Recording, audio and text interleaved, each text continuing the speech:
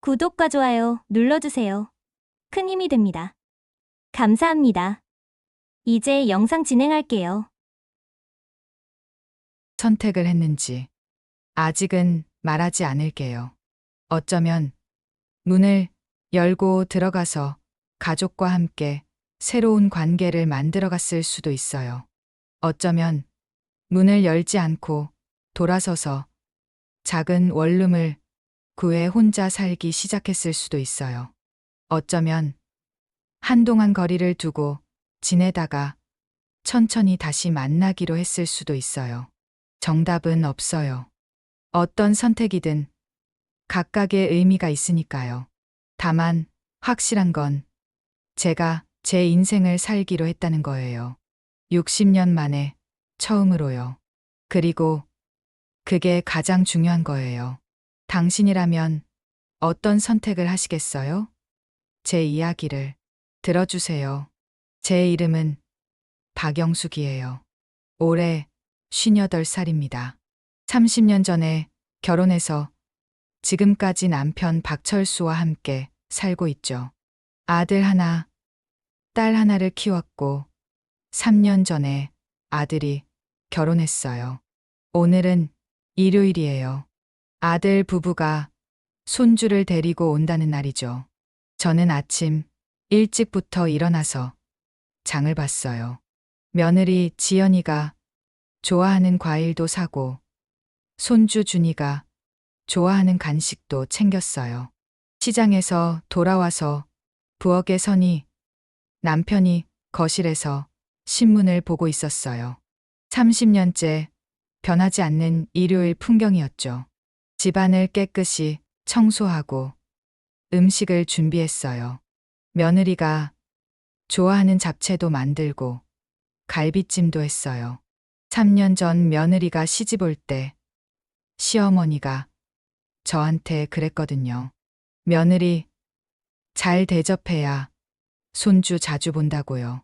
그 말이 맞았어요. 잘해줘야 아들, 가족이 자주 와요. 오후 2시쯤 되니 초인종이 울렸어요. 현관문을 열자 아들이 먼저 들어왔고 며느리가 손주를 안고 들어왔어요. 며느리의 인사는 항상 짧았어요. 어머니 왔다고만 했어요. 예전에는 그것도 서운했는데 이제는 익숙해졌죠. 손주가 제 얼굴을 보고 방긋 웃어줬어요. 그것만으로도 충분했어요. 며느리가 손주를 제 품에 안겨주면서 말했어요. 준이 좀 봐주실 수 있냐고요. 자기는 좀 쉬어야겠다고요. 그리고는 안방으로 들어갔어요. 아들은 거실에서 아버지랑 TV를 보고 있었고요. 저는 손주를 안고 부엌으로 갔어요. 밥을 차려야 했거든요. 손주를 안고 있으니 무거웠어요. 58살이 되니 체력이 예전 같지 않더라고요. 하지만 참았어요. 며느리가 피곤하다는데 어쩌겠어요. 1시간쯤 지나서 밥상을 차렸어요. 며느리를 불러서 다 같이 식탁에 앉았죠. 제가 정성스럽게 만든 음식들이 상에 가득했어요. 며느리가 젓가락을 들더니 갈비찜을 먹었어요. 그리고는 표정이 살짝 굳었어요. 간이 좀 센 것 같다고 했어요. 제 심장이 쿵 했어요. 간을 맞춘다고 여러 번 맛을 봤는데 말이에요. 미안하다고 했어요.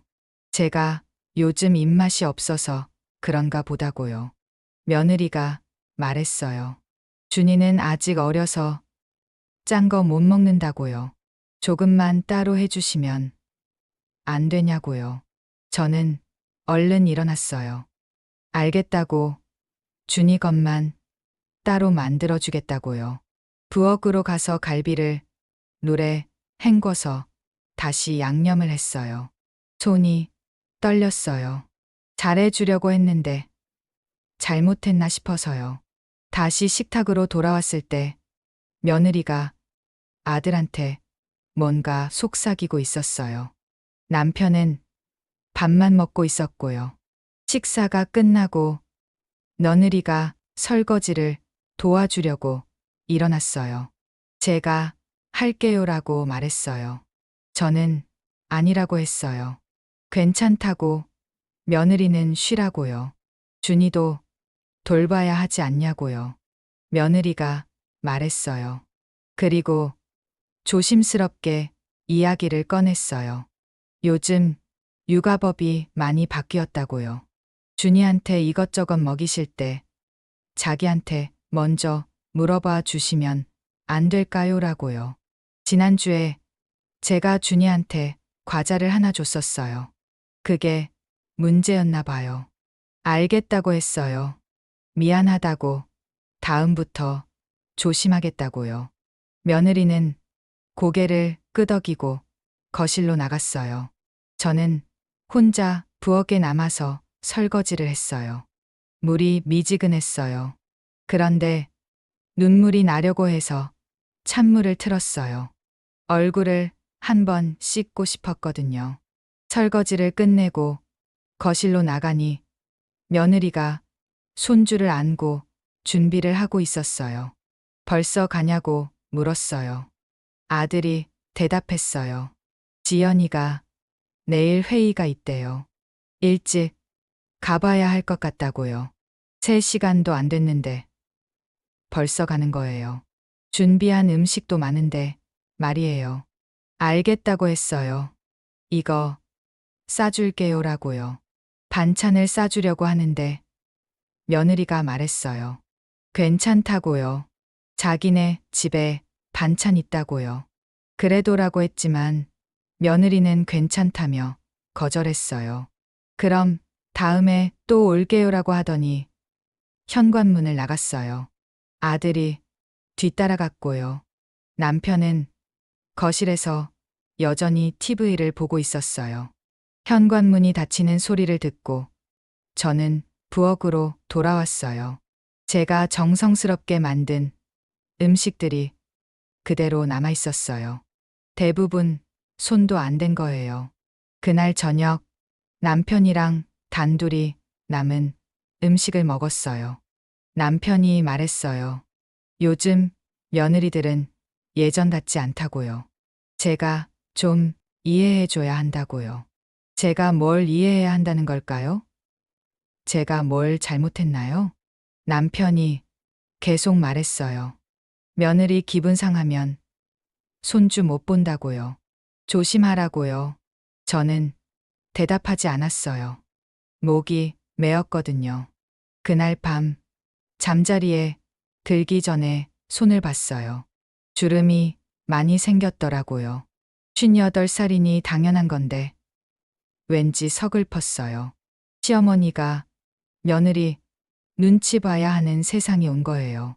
제가 며느리였을 때는 시어머니 눈치를 봤었는데 말이에요. 세상이 참 많이 바뀌었나 봐요. 침대에 누워서 천장을 보며 생각했어요. 이게 맞는 건가?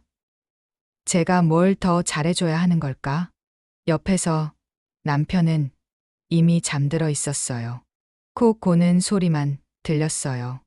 30년 전에는 그 소리가 든든하게 느껴졌는데 오늘은 왠지 외롭게 들렸어요. 시어머니가 돌아가시면서 제게 물려주신 금반지를 봤어요. 이제 내가 이 집 안주인이야 라고 하시면서요. 하지만 지금 저는 안주인이 아니라 며느리 눈치 보는 시어머니가 되어 있었어요. 그날 밤은 잠이 잘 오지 않았어요. 며느리의 차가운 말투가 계속 귀에 맴돌았거든요. 그리고 남편의 말도요. 며느리 기분 상하면 손주 못 본다는 말이요. 손주를 보려면 제가 참아야 하는 거예요. 며느리 비위를 맞춰야 하는 거예요. 그게 요즘 시어머니의 역할인가 봐요. 새벽에 잠깐 잠이 들었어요. 꿈을 꿨는데 제가 며느리였을 때의 꿈이었어요. 시어머니 눈치를 보며 조심조심 살던 그때요. 그런데 꿈에서 깨어나니 이제는 제가 며느리 눈치를 보고 있더라고요. 아침이 밝았어요. 월요일이었어요. 남편은 출근 준비를 했어요. 은퇴했지만 여전히 일주일에 3번 자문 일을 하러 나가거든요. 나갔다 올게요라고 남편이 말했어요. 현관문이 닫혔어요. 그리고 저는 혼자 남았어요. 텅 빈 집에서 어제 남은 음식을 보며 서 있었어요. 누구를 위해 이렇게 열심히 만들었을까요? 며느리는 짜다고 했고, 아들은 별로 먹지도 않았고, 남편은 그저 먹기만 했어요. 부엌 창문으로 햇살이 들어왔어요. 따뜻한 햇살이었어요. 하지만 제 마음은 왠지 차가웠어요. 이게 앞으로 제 인생인가요? 며느리 눈치 보고 손주 얼굴 보려고 애쓰고 남편한테는 이해받지 못하고 이게 제가 30년 헌신한 대가인가요? 그날은 하루 종일 멍하니 앉아 있었어요. 청소도 요리도 하기 싫었어요. 그냥 아무것도 하고 싶지 않았어요. 저녁이 되어서야 마음을 추스렸어요. 남편이 곧 들어올 테니까 저녁을 준비해야 했거든요. 냉장고를 열고 어제 남은 음식들을 꺼냈어요. 데우면서 생각했어요. 내일도 모레도 계속 이렇게 살아가는 걸까? 확신이 없었어요. 하지만 다른 방법도 몰랐어요. 30년 동안 이렇게 살아왔으니까요. 남편이 퇴근해서 들어왔어요. 어제 남은 음식을 보더니 물었어요. 오늘은 요리 안 했냐고요. 저는 대답했어요. 어제 남은 게 많아서요. 버리기 아까워서요. 남편은 알겠다며 식탁에 앉았어요. 저도 마주 앉았어요. 둘이서 조용히 밥을 먹었어요. 대화가 없었어요. 30년을 같이 살았는데 대화가 없었어요. 그게 이상하게 느껴졌어요. 언제부터 우리는 이렇게 됐을까요? 언제부터 서로에게 무관심해졌을까요? 식사를 마치고 설거지를 하는데 문득 눈물이 났어요. 왜 우는지도 모르겠었어요. 그냥 슬펐어요. 손을 씻고 거실로 나왔어요. 남편은 소파에 앉아서 TV를 보고 있었어요. 저는 그 옆에 앉았어요. TV 화면을 보면서 생각했어요. 이게 제 인생이에요. 이게 30년 헌신한 제 인생이에요. 밤이 깊어갔어요. 남편이 먼저 침실로 들어갔어요. 저는 조금 더 앉아 있었어요. 창밖을 봤어요. 밤하늘에 별이 보였어요. 예쁜 별이었어요. 저 별처럼 반짝이는 삶을 살고 싶었어요. 하지만 제 삶은 반짝이지 않았어요. 한숨을 쉬고 침실로 들어갔어요. 남편은 벌써 잠들어 있었어요. 저도 침대에 누웠어요. 천장을 보며 생각했어요. 내일은 어떤 하루가 될까요? 오늘과 똑같은 하루일까요? 아마 그럴 거예요. 내일도 모레도 계속 똑같은 하루가 반복될 거예요. 그게 제 인생이에요. 눈을 감았어요. 잠이 오지 않았지만 눈을 감았어요. 그리고 생각했어요. 언젠가는 달라질까? 제 인생이 달라질까? 잘 모르겠어요. 하지만 지금은 너무 힘들어요. 일주일이 지났어요. 추석이 다가오고 있었어요. 명절이라는 게 참 묘해요. 예전에는 가족이 모이는 즐거운 날이었는데 언젠가부터는 두려운 날이 됐거든요. 아니, 솔직히 말하면 예전에도 즐겁지만은 않았어요. 그냥 참았던 거죠. 명절 일주일 전부터 준비를 시작했어요. 장을 보고 집안을 청소하고 음식 재료를 미리 손질해두고 30년째 해온 일이에요. 이제는 눈 감고도 할 수 있을 정도로 익숙했죠. 남편은 거실에서 TV를 보고 있었어요. 제가 조심스럽게 말했어요. 올해는 명절 음식 조금만 할까 하고요. 요즘 다들 간편하게 한다던데요. 남편의 대답은 단호했어요. 무슨 소리냐고요. 명절인데 제사상은 제대로 차려야 한다고요. 우리 집안은 원래 그랬다고요. 30년 전이나 지금이나 똑같았어요. 그래도 요즘 며느리들은 다르다고 말을 꺼냈어요. 남편이 물었어요. 며느리가 뭐라고 했냐고요. 지연이가 뭐라고 했냐고요. 아니라고 했어요. 그런 건 아니라고요. 그럼 됐다고 했어요. 원래 하던 대로 하라고요. 대화는 거기서 끝났어요. 남편은 다시 TV를 봤고 저는 부엌으로 갔어요. 냉장고 문을 열고 장 본 재료들을 보니 한숨이 나왔어요. 이걸 다 언제 준비하나 싶었어요. 예전에는 시어머니랑 같이 했었는데 시어머니가 돌아가신 후로는 혼자 다 하고 있었어요. 며느리가 도와줄 거라는 기대는 안 했어요. 3년 전 첫 명절 때 며느리한테 같이 하자고 했다가 난처한 표정을 본 적이 있거든요. 그 뒤로는 아예 부탁도 안 했어요. 명절 전날 밤까지 음식을 만들었어요. 전도 부치고 나물도 무치고 고기도 삶고 자정이 넘어서까지 부엌에 서 있었어요. 남편이 자러 가면서 말했어요. 너무 무리하지 말라고요. 내일도 해야 한다고요. 고맙다는 말은 없었어요. 그저 무리하지 말라는 말뿐이었죠. 다음 날 새벽 5시에 일어났어요. 제사 음식을 마저 준비해야 했거든요. 온몸이 쑤셨어요. 나이가 드니까 한 번 무리하면 며칠을 가더라고요. 아침 9시쯤 아들 내외가 도착했어요. 딸 수진이도 왔어요. 딸이 부엌으로 들어와서 제 얼굴을 보더니 놀랐어요. 완전 피곤해 보인다고요. 어젯밤에 주무셨냐고요. 괜찮다고 했어요. 명절이니까 그러려니 하라고요. 딸이 물었어요. 엄마, 혼자 다 하셨냐고요. 올케가 도와주지도 않았냐고요. 딸의 목소리에 짜증이 섞여 있었어요. 작은 소리로 하라고 했어요. 지연이 들으면 어떡하냐고요. 딸이 말했어요. 들으면 어떠냐고요. 며느리면 당연히 도와줘야 한다고요. 요즘 세상이 그렇지 않다고 말했어요. 며느리들도 손님이래요.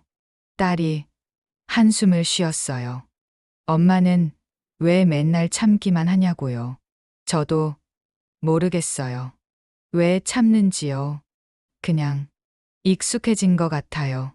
제사를 지내고 나서 다 같이 식사를 했어요. 제가 며칠 동안 준비한 음식들이 상에 가득했어요. 며느리가 젓가락을 들더니 나물을 조금 먹었어요. 그리고는 아들한테 작은 목소리로 말했어요. 배 안 고프다고요. 조금만 넣겠다고요. 아들이 저를 보며 미안한 표정을 지었어요. 지연이가 요즘 입덧이 좀 있다고요. 입덧이요? 그 말에 제 귀가 번쩍 뛰었어요. 둘째 가졌냐고 물었어요. 아들이 고개를 끄덕였어요. 아직 초기라서 음식 냄새만 맡아도 힘들다고요. 그럼 미리 말을 해주지. 제가 며느리 입맛에 맞는 걸로 준비했을 텐데요. 알겠다고 했어요. 어쩔 수 없다고요. 지연이 보고 괜찮은 거 있으면 먹으라고 했어요. 며느리가 작게 대답했어요. 네, 어머니라고요. 하지만 며느리는 거의 손도 대지 않았어요. 그저 과일 몇 조각만 먹었어요. 식사 후에 설거지를 하는데 딸이 와서 도와줬어요. 옳게 입덧있다는 거 알았으면 미리 말해주지 않았냐고요. 엄마만 고생하게요. 그래도 둘째 가진 건 기쁜 일이라고 말했어요. 딸의 말이 맞았어요. 하지만 저는 딸을 말렸어요. 그래도 임신한 사람이 우선이라고요. 우리가 이해해줘야 한다고요. 딸이 말했어요. 엄마도 참 그러시니까 오빠도 그렇고 아빠도 엄마를 우습게 보는 거라고요. 우습게 본다는 말이 가슴에 박혔어요. 그런 건 아닐 거예요. 그냥 당연하게 생각하는 거겠죠. 설거지를 끝내고 거실로 나왔는데 며느리가 소파에 누워 있었어요. 피곤한가 봐요. 남편과 아들은 TV를 보고 있었고요. 남편이 저한테 말했어요. 지연이 좀 쉬게 해줘야겠다고요. 임신했는데요. 당연하다고 했어요. 푹 쉬라고 하라고요. 남편이 계속 말했어요. 다음 명절부터는 음식 좀 줄이라고요. 요즘은 다들 간소하게 한대요. 제가 아까 그렇게 하자고 했을 때는 안 된다고 하더니 말이에요. 알겠다고 했어요. 부엌으로 들어가서 혼자 정리를 시작했어요. 남은 음식을 용기에 담고 설거지를 마저 하고 부엌을 닦았어요. 창문 너머로 다른 집들이 보였어요. 저 집들도 명절이니 가족이 모였겠죠. 저 집 며느리들도 저처럼 부엌에서 혼자 일하고 있을까요? 오후가 되니 아들 내외가 간다고 했어요. 벌써냐고 물었어요. 아들이 대답했어요. 지연이가 좀 쉬어야 할 것 같다고요. 알겠다고 했어요. 조심히 가라고요. 반찬을 싸주려고 했는데 며느리가 말했어요. 자기네 집 냉장고 가득 차 있다고요. 괜찮다고요. 그래도 이건 내가 좋아하는 거라고 했지만요. 며느리는 다음에 받겠다고 했어요. 요즘 음식 냄새가 힘들다고요. 며느리는 현관문을 나갔어요. 제가 며칠 동안 정성스럽게 만든 음식들은 거의 그대로 남았어요. 아들이 나가면서 제 손을 잡았어요. 엄마, 수고하셨다고요. 지연이가 요즘 입덧이 심해서 이해해 달라고요. 알겠다고 했어요. 건강하게 낳기만 하라고요. 아들 또 나갔어요. 딸 수진이는 좀 더 있다가 저녁쯤 갔어요. 딸이 말했어요. 다음 명절에는 자기가 도와주겠다고요. 엄마 혼자 이렇게 하시면 안 된다고요. 괜찮다고 했어요. 딸이 바쁜데요. 엄마가 알아서 할게요. 그래도 엄마가 너무 힘들어 보인다고 했어요. 딸이 나가고 나니 남편과 단둘이 남았어요. 집안이 텅 빈 것 같았어요. 남편이 소파에 누워서 TV를 보고 있었어요. 저는 부엌에서 설거지를 마저 했어요. 손이 거칠어졌더라고요. 찬물에 오래 담가서 그런가 봐요. 그날 밤 침대에 누워서 천장을 봤어요. 온몸이 쑤셨어요. 허리도 아프고 다리도 저렸어요. 남편이 옆에서 말했어요. 수고했다고요. 푹 쉬라고요. 고맙다는 말은 없었어요. 그냥 수고했다는 말뿐이었죠. 마치 직원한테 하는 말처럼요. 여보라고 불렀어요. 남편이 응했어요. 제가 좀 힘든 것 같다고 말했어요. 남편이 물었어요. 뭐가 힘드냐고요. 명절 준비요. 혼자 다 하니까요. 남편이 말했어요. 그럼 며느리한테 부탁하라고요. 며느리는 임신했다고 했어요. 그럼 어쩔 수 없다고 했어요. 내년부터는 간소하게 하자고요. 남편은 그렇게 말하고 눈을 감았어요. 대화는 거기서 끝났어요. 저는 눈을 뜨고 천장을 봤어요. 눈물이 나려고 했지만 참았어요. 울면 안 된다고 생각했거든요. 이까지 찔러 울면 안 된다고요. 하지만 가슴이 답답했어요. 누가 제 마음을 알아주면 좋겠다는 생각이 들었어요. 며칠 동안 준비한 음식을 거의 안 먹고 간 것도 서운했고, 남편이 며느리 편만 드는 것도 서운했고, 고맙다는 말 한마디 없는 것도 서운했어요. 30년 전 제가 며느리였을 때는 어땠을까요? 시어머니가 차려준 음식을 남기지 않으려고 애썼었어요. 맛이 없어도 꾹 참고 먹었었어요. 그게 예의라고 생각했거든요. 하지만 요즘 며느리들은 달라요. 먹기 싫으면 안 먹고, 하기 싫으면 안 하고, 그래도 되는 세상이 된 거예요. 그게 잘못된 건 아니에요. 오히려 그게 맞는 거겠죠.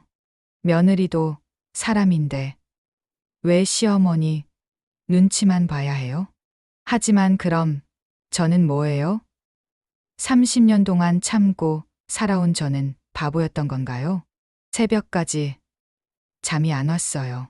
온갖 생각이 머릿속을 맴돌았거든요. 며느리를 미워하는 건 아니에요. 며느리도 힘들 거예요. 입덧하면서 명절에 시댁 오는 것도 힘들었겠죠. 하지만 제 마음도 좀 알아줬으면 좋겠어요. 며칠 동안 얼마나 고생해서 준비했는지, 손주 얼굴 보고 싶어서 얼마나 애썼는지 말이에요. 그런 마음을 좀 알아줬으면 좋겠어요. 남편한테도 서운했어요. 왜 항상 며느리 편만 들까요? 제가 잘못한 것도 없는데 왜 제가 조심해야 하는 걸까요? 30년 동안 시부모님 모시고 남편 뒷바라지하고 아이들 키우고 그렇게 살아왔는데 이제 와서 며느리 눈치를 봐야 하는 게 너무 억울했어요. 창밖이 밝아오고 있었어요. 명절 다음 날 아침이었어요. 일어나서 부엌으로 갔어요. 어제 남은 음식들이 냉장고에 가득했어요. 이걸 다 언제 먹나 하는 한숨이 나왔어요. 남편은 아직 자고 있었어요. 저는 혼자 간단히 아침을 먹었어요. 입맛이 없었지만 억지로 한 숟갈씩 떴어요. 핸드폰을 보니 아들한테서 문자가 와 있었어요. 어제 수고 많으셨다고요. 지연이가 아파서 일찍 간 거 이해해달라고요. 다음에 또 뵙겠다고요. 짧은 문자였어요.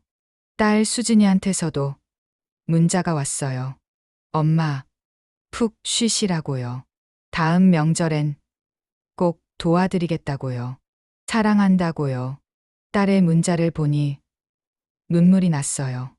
이해해주는 사람이 한 명이라도 있다는 게 고마웠어요.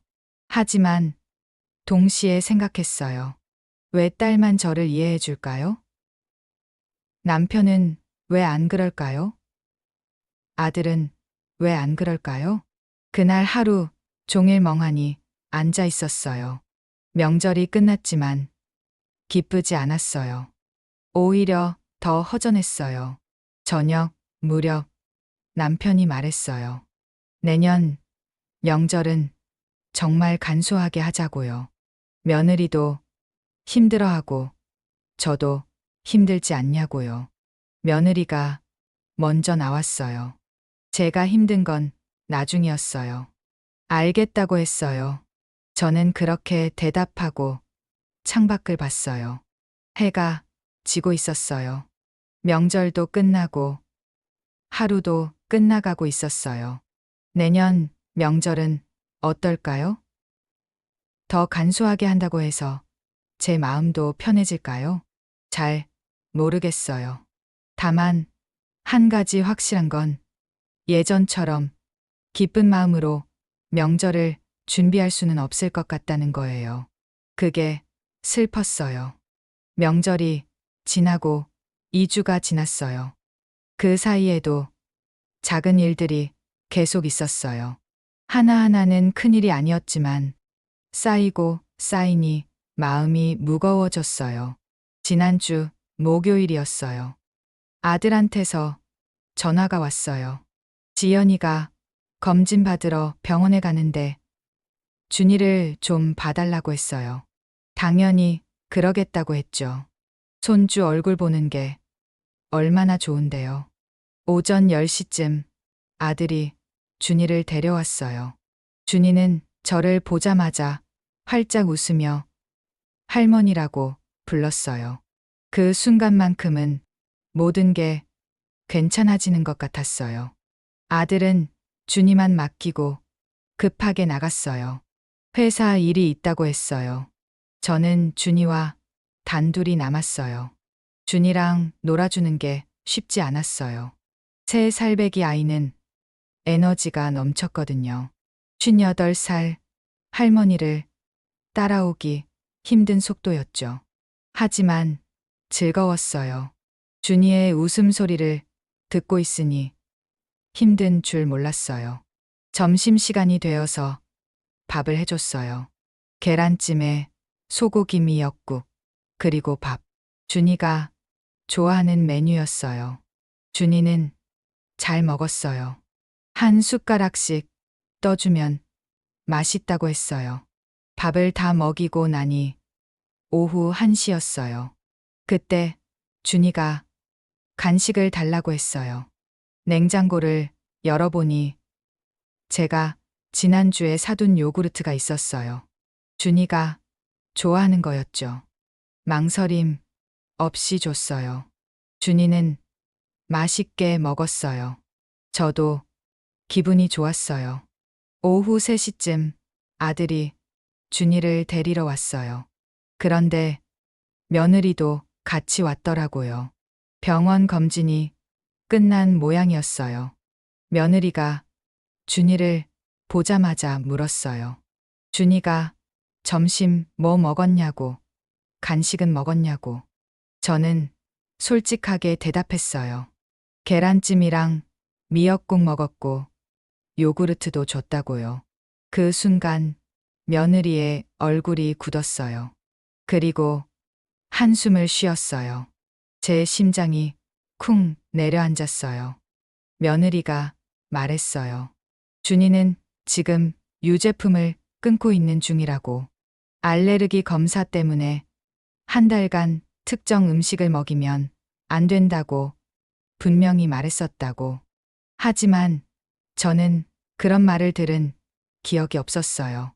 아들이 저를 보며 물었어요. 엄마한테 말 안 했냐고. 며느리는 분명히 말했다고 우겼어요. 둘 사이에서 저는 할 말이 없었어요. 결국 제가 잘못 들었거나 잊어버린 걸로 결론이 났어요. 며느리는 아무 말 없이 준이를 데리고 나갔어요. 아들은 엄마더러 앞으로는 먹이기 전에 꼭 확인하라고 했어요. 현관문이 닫히고 혼자 남았을 때 눈물이 났어요. 정말로 며느리가 그런 말을 했었나요? 제가 기억을 못하는 걸까요? 아니면 정말 안 했는데 자기가 했다고 우기는 걸까요? 확신할 수 없었어요. 요즘 제 기억력이 예전 같지 않은 건 사실이었거든요. 어쩌면 정말 제가 잊어버린 걸 수도 있어요. 하지만 억울했어요.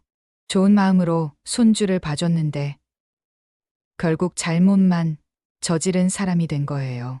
그날 밤 남편한테 그 이야기를 했어요. 남편은 대수롭지 않게 말했어요. 며느리가 그렇게 말했으면 그런 거겠지. 앞으로 조심하면 된다고. 제 편을 들어주지 않았어요. 그게 더 서운했어요. 제가 거짓말을 하는 사람도 아니고 30년을 함께 산 아내인데 왜 제 말은 믿지 않는 걸까요? 며칠 후에 또 일이 있었어요. 일요일 저녁이었어요. 온 가족이 모여서 외식을 하기로 했어요. 오랜만에 다 같이 모이는 자리였죠. 식당을 고르는데 며느리가 이탈리안 레스토랑을 제안했어요. 요즘 핫하다고 예약하기 어렵다고 했어요. 저는 한식이 편하지만 아무 말 안 했어요. 젊은 사람들 취향을 따라가야죠. 레스토랑에 도착해서 메뉴를 보는데 가격이 만만치 않았어요. 파스타 한 그릇이 3만 원이 넘었어요. 저는 제일 저렴한 메뉴를 골랐어요. 며느리와 아들은 스테이크를 시켰어요. 딸 수진이도 파스타를 시켰고 남편은 리조또를 주문했어요. 음식이 나왔을 때 저는 조금 놀랐어요. 양이 너무 적었거든요. 다들 맛있다고 했어요. 저도 나쁘지 않았어요. 하지만 집에서 해먹는 게 더 나을 것 같다는 생각이 들었어요. 이 돈이면 장을 봐서 온 가족이 배불리 먹을 수 있을 텐데요. 식사를 마치고 계산할 때 남편이 카드를 냈어요. 총 25만 원이 나왔어요. 한 끼에 25만 원이요. 저는 속으로 놀랐지만 내색하지 않았어요. 나오면서 며느리가 말했어요. 다음에는 더 맛있는 곳 찾아보겠다고. 어머니도 이런 곳 자주 오셔야 한다고. 그 말이 마음에 걸렸어요. 저는 이런 곳보다 집밥이 좋은 사람이거든요. 하지만 그렇게 말하면 꼰대 같고 촌스러워 보일까 봐 그냥 고맙다고만 했어요. 집으로 돌아오는 차 안에서 남편이 말했어요. 요즘 젊은 사람들은 이런 데서 먹는 게 일상이래요. 우리도 따라가야 한다고요. 따라가야 한다. 왜 제가 따라가야 하죠?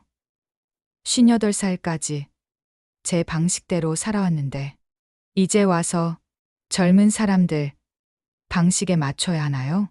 하지만 아무 말 안 했어요. 말해봤자 이해받지 못할 거란 걸 알았거든요. 또 다른 날이었어요. 며느리가 명품 가방을 샀다는 소식을 들었어요. 아들한테서 들었는데 500만 원짜리래요. 저는 깜짝 놀랐어요. 가방 하나에 500만 원이요? 그 돈이면 얼마나 많은 걸 할 수 있는데요. 노후 자금도 모아야 하고 아이 교육비도 들어갈 텐데. 남편한테 그 이야기를 했어요. 아들 내외가 돈 관리를 잘하는지 모르겠다고 조금 걱정된다고요. 남편은 별일 아니라는 듯이 말했어요. 며느리가 직장 다니면서 번 돈으로 산 거니까 우리가 간섭할 일이 아니래요. 며느리 기분 상할 수 있으니 아무 말 하지 말래요. 또 며느리 기분이었어요. 며느리 기분 상하면 안 되니까 며느리 비위 맞춰야 하니까 우리는 참아야 한다는 거예요. 그날 밤 잠이 안 왔어요. 남편의 말이 계속 귓가에 맴돌았어요. 30년 전 제가 며느리였을 때는 어땠을까요? 시어머니 눈치 보느라 옷 한 벌 마음대로 못 샀어요. 친구들 만나는 것도 조심했고 친정 가는 것도 눈치 봤어요. 그런데 요즘 며느리들은 명품 가방을 사고 시어머니한테 당당하게 의견을 말하고 하기 싫으면 안 해도 되는 세상이 됐어요. 부러운 게 아니에요. 오히려 그게 맞는 거예요. 며느리도 인권이 있고 자유가 있어야죠. 하지만 그럼 저는 뭐였나요? 30년 동안 참고 살았던 저는 바보였던 건가요? 그리고 왜 지금도 저는 참아야 하나요? 며느리가 자유롭게 사는 건 좋은데 왜 저는 며느리 눈치를 봐야 하나요? 공평하지 않았어요. 세상이 변한 건 좋은데 그 변화가 저한테는 더 힘든 것 같았어요. 또 다른 일도 있었어요. 며느리가 손주 어린이집을 알아본다고 했어요. 그런데 한 달에 150만 원짜리 영어 유치원을 보낸다고 하더라고요. 저는 놀라서 물었어요. 그렇게 비싼 곳에 보낼 필요가 있냐고요. 근처에 좋은 국공립 어린이집도 많은데요. 며느리가 대답했어요. 요즘은 다들 이런 곳 보낸다고. 어머니 세대랑은 다르다고. 어머니 세대랑은 다르다. 그 말이 가슴에 박혔어요. 저희 세대는 틀렸고 요즘 세대가 맞다는 거예요. 저희가 아이 키운 방식은 구식이고 요즘 방식이 정답이라는 거예요. 서운했어요. 저도 두 아이를 열심히 키웠어요. 돈은 없었지만 사랑으로 키웠어요. 그런데 그게 잘못된 거였나요? 남편한테 하소연했어요. 며느리가 저를 무시하는 것 같다고요. 남편은 또 같은 말을 했어요. 요즘 세상이 그렇다고 우리가 이해해줘야 한다고 며느리 기분 상하게 하지 말라고요. 결국 모든 게 제 탓이었어요. 제가 시대에 뒤떨어진 거고, 제가 이해심이 부족한 거고, 제가 며느리 기분을 상하게 한 거예요. 그날부터 며느리한테 아무 말도 안 하기로 했어요. 뭐라고 말하면 꼰대 소리 들을 것 같았거든요. 그냥 조용히 있는 게 나을 것 같았어요. 하지만 마음은 계속 무거웠어요. 이 집에서 제 위치가 어디인지 모르겠었어요. 30년 동안 이 집 안주인으로 살았는데 이제는 손님 같았어요. 아니, 손님보다 못했어요. 손님한테는 예의를 갖추잖아요. 저는 그냥 있어도 그만, 없어도 그만인 사람 같았어요. 어느 토요일 오후였어요. 딸 수진이가 갑자기 집에 왔어요. 평소에는 주말에 친구들을 만나느라 바쁜데 오늘은 엄마 보러 왔다고 했어요. 수진이와 함께 부엌에서 차를 마시는데 딸이 제 얼굴을 유심히 봤어요. 그리고는 조심스럽게 물었어요. 요즘 많이 힘드시냐고요. 저는 괜찮다고 했어요. 습관적으로 나온 대답이었어요. 30년 동안 누가 물으면 항상 괜찮다고 했었거든요. 하지만 딸은 제 말을 믿지 않았어요. 엄마 얼굴에 다 써 있다고. 최근에 살도 많이 빠지고 표정도 안 좋아 보인다고 했어요. 그 말을 듣는 순간 눈물이 나려고 했어요. 누군가 제 마음을 알아준다는 게 이렇게 고마울 줄 몰랐어요. 하지만 꾹 참았어요. 딸 앞에서 우는 모습 보이기 싫었거든요. 수진이가 계속 물었어요. 올케 때문이냐고, 아빠 때문이냐고, 오빠 때문이냐고. 저는 고개를 저었어요. 누구 때문이라고 말할 수 없었어요. 다 같이 조금씩 제 마음을 아프게 했으니까요. 딸이 한숨을 쉬며 말했어요. 엄마는 왜 맨날 참기만 하냐고. 화날 때는 화를 내야 한다고. 서운하면 서운하다고 말해야 한다고요. 저도 알아요. 말해야 한다는 거. 하지만 어떻게 말해요? 며느리한테 서운하다고 하면 며느리는 저를 구식 시어머니라고 생각할 거예요. 남편한테 서운하다고 하면 남편은 제가 예민하다고 할 거예요. 아들한테 말하면 아들은 엄마와 아내 사이에서 더 힘들어질 거예요. 그래서 참는 거예요. 말해봤자 상황만 더 나빠질 것 같아서요. 딸이 제 손을 잡았어요. 차가운 손이었어요. 요즘 제 손발이 항상 차가웠어요. 혈액순환이 안 되는 것 같았어요. 수진이가 말했어요. 엄마도 이제 엄마 인생을 사시라고요. 평생 가족 뒷바라지만 하지 말고 엄마가 하고 싶은 거 하시라고요. 하고 싶은 것. 제가 뭘 하고 싶은지 생각해 본 적이 있었나요? 결혼하고 30년 동안 제 꿈이나 바람에 대해서 생각해 본 적이 없었어요. 그냥 가족이 행복하면 그게 제 행복이라고 생각했었거든요. 딸이 물었어요. 엄마가 정말 하고 싶은 게 뭐냐고요. 저는 한참을 생각했어요. 하지만 답이 안 나왔어요. 뭘 하고 싶은지 모르겠었어요. 그게 슬펐어요. 58살이 되도록 제가 뭘 원하는지도 모르고 살아왔다는 게요. 수진이가 제안했어요. 일단 작은 것부터 시작해보자고요. 엄마가 좋아하는 취미 활동을 찾아보거나 친구들을 만나거나 여행을 가보는 거라고요. 취미. 생각해보니 취미라는 게 없었어요. 요리도 취미가 아니라 의무였고 청소도 마찬가지였어요. 그냥 해야 하니까 했던 거지. 좋아서 한 게 아니었어요. 친구들. 결혼하고 나서 친구들과도 멀어졌어요.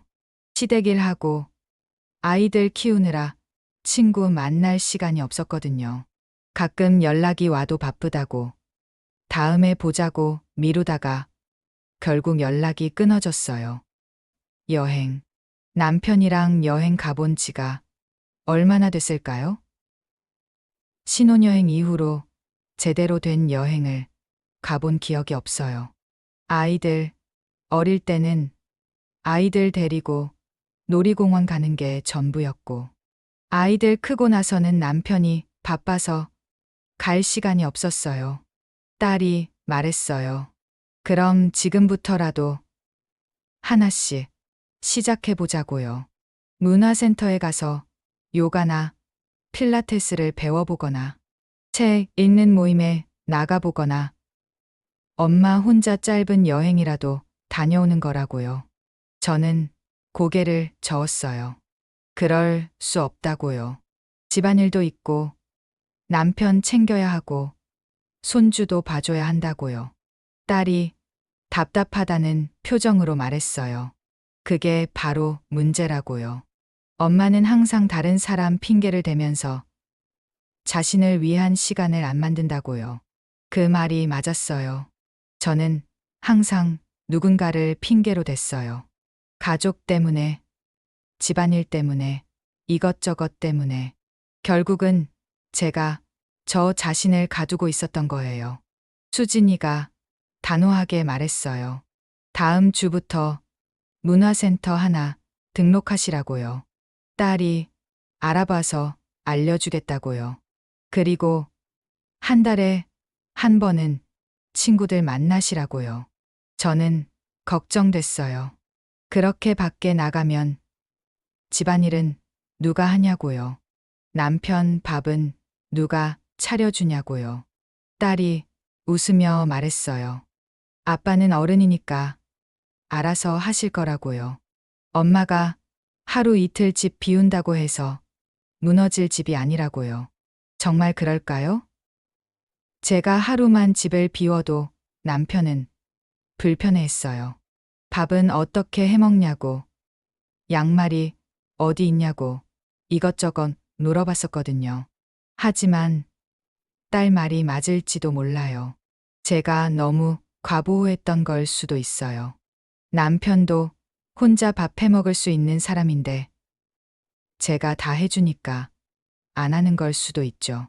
수진이가 또 물었어요. 아빠는 엄마한테 어떻게 하냐고요. 엄마, 편 들어주냐고요. 저는 고개를 저었어요. 남편은 항상 며느리 편이었어요. 제가 서운해도, 제가 힘들어도 남편은 며느리 기분이 더 중요했어요. 딸이 화를 냈어요. 도대체 아빠는 왜 그러냐고. 30년을 같이 산 아내보다 며느리가 더 중요하냐고요. 저는 남편을 변호했어요. 아빠도 나름대로 이유가 있을 거라고요. 손주를 자주 보려면 며느리 비위를 맞춰야 한다고 생각하는 거라고요. 하지만 속으로는 서운했어요. 정말로 손주 때문인지 아니면 그냥 제 마음을 모르는 건지 구분이 안 됐어요. 딸이 말했어요. 엄마가 너무 착해서 문제라고요.